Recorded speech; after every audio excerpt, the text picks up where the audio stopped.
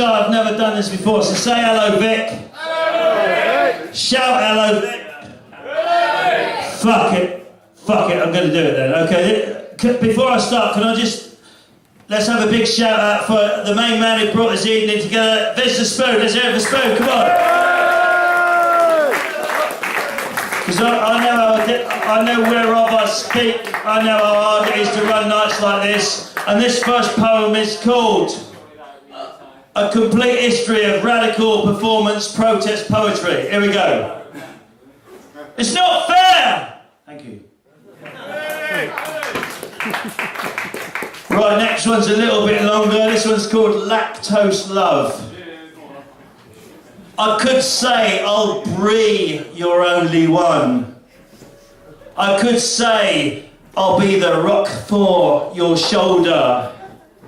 I could say camembert my own true love. But that would just be fucking cheesy. Thank you. Get the puns out of the way early doors. Fuck it, right. Right, this next one is dedicated to all the little twats I work with. I feel a bit sorry for them. They're all born when Thatcher was in government, or some after, so they got no fucking hope. But basically, and the reason I've worn this t-shirt is because my missus said, Chairman Mao, what does that mean underneath? I said, well, the people I work with, they know what that means, but they don't know who that guy is at the top. Anyway. But basically, this is dedicated to all the little twats I work with who think that anything that is not a popular cultural reference within their memory is not worthy of discussion. And they very often say the phrase, whenever you're talking about anything, whether it's Primal Scream Metallica or Alexander the Great, they say, that was before my time, right? Well, this is my poem, it's called Nothing's Before My Time. The Beatles ain't before my time, the Second World War's not before my time, the French Revolution's not before my time, nothing's before my time, the Restoration's not before my time, the Reformation's not before my time, the Peasants' Revolt ain't before my time, nothing's before my time, the Roman Empire's not before my time, the KT extinction episode's not before my time, the Big Bang's not before my time, nothing's before my time, nothing's before my time, nothing's before my time, because I can fucking read. Thank you.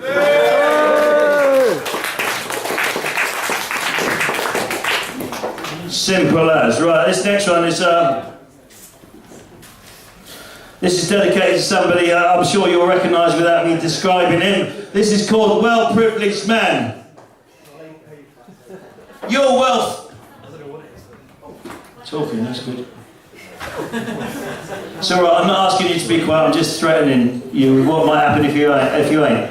You're well bred, you're well fed, some might say that you're well read, you're well privileged, man. You're well educated, well located from harsher truths, well insulated, you're well privileged, man. You're well respected, well connected, down life's path, you've been well directed, you're well privileged, man. You're well insured, well informed, well intentioned, well born, well aware, you're well and truly top. And all I can say is, well,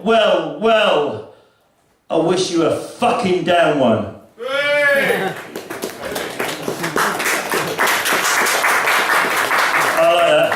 Nervous applause, it's better than fucking arse-licking applause. Anyway, this next one's a request. I don't get many requests, and usually it's fuck off, you piece of shit, right? Which I deal with in my own way, but this is actually a request for a poem. Now, this was inspired. Has anybody been to Père Lachaise Cemetery in Paris, yeah? Yes, of course you have, and don't pretend you didn't go for any other reason than to look at Jim Morrison's grave, right? I went there for a while, actually. Yeah, but he was dead, so you went to Jim Morrison's grave, yeah.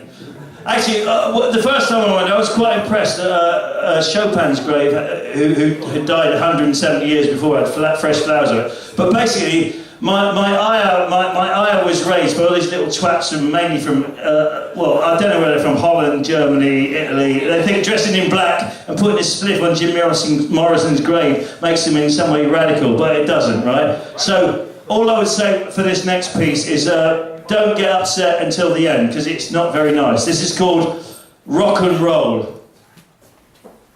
Jim Morrison, I'm really glad you're dead. Cause if you weren't already, I would stab you in the head. I'd cut and slash and slice you till your vital organs bled. When the music was over, or preferably before, I'd punch a nut and kick you till your skin was blue and sore. Leave your leather strides to Oxfam or just toss them on the floor. You're a middle-class kiddie with a spoilt brat calls, a druggy, drunken baby with undeserved applause, born to spout revolutionary balls and then occupy space on students' walls. And it'd be strange days indeed, all right, if I was to wait until the end of the night before I sorted out a shooter, shoved it in your face and blew your fucking hippie brains to shite. And Jim Morrison, even though I'm glad you're dead, if I could bring you back to life, I'd kill Simon Cowell instead. How are we doing?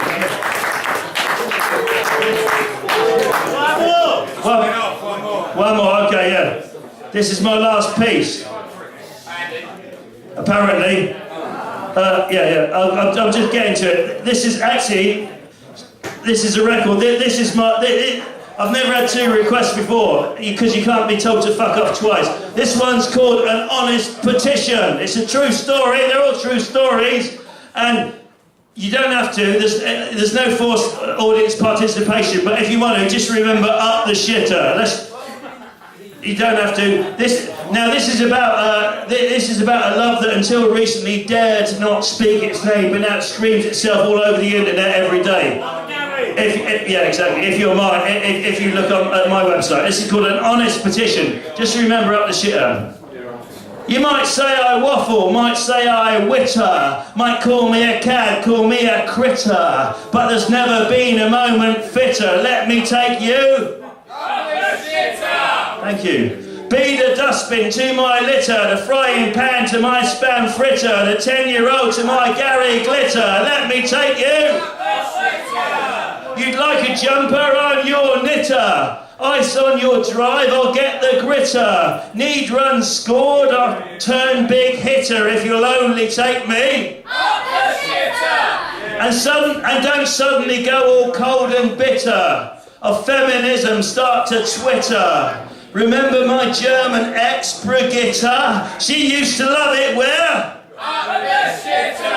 And this is the middle eight, this is the sensitive bit. And some I know might find it odd, but I just don't like the smell of cod. The back door's where I want my rod to fire off its creamy wad. So, don't be a prude, don't be a quitter. Don't be a spoilsport or fence sitter. You don't need to be a swallower or a spitter. Just let me take you where? Where? My name's Vic Lambrusco. I am available for children's parties. Thanks for listening. See you later. Ta-da.